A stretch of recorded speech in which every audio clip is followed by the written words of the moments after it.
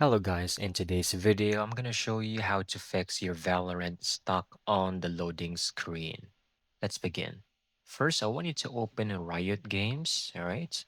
And over here, I want you to click on your profile icon, then head over to Settings, choose Valorant, and over here, you will have the option to click on Repair. So click on it. It will say this will perform a scan on your game installation to repair missing or corrupted files. So proceed, start repair. It might take a few minutes, but once done, we head to the next step.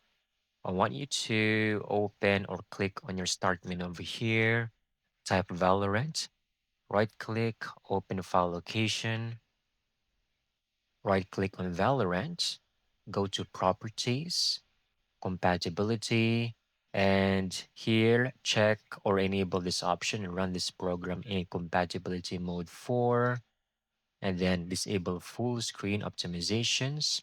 Run this program as the admin. Click on apply, okay, and we're done with this step.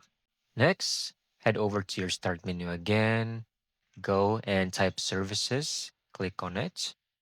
I want you to look for VGC, so you can scroll down or just type VGC, this one, right click, head over to properties, and over here on the startup type, if you have the option to click on the drop down, make sure to select automatic. All right, and once done, click on apply and okay. And lastly, the most important part is to make sure that your GPU drivers are actually up to date.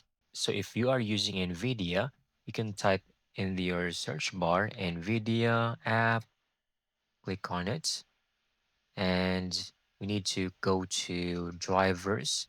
And over here, if you have the option to click on update your driver, go ahead, proceed. As you can see, mine is currently up to date, so I don't need to do anything. And once done, make sure to restart your PC. And once you're back on your screen, everything should now be working smoothly as ever. And that's it. That's how you can easily get this done. Thank you so much for watching. I hope you found this video very helpful.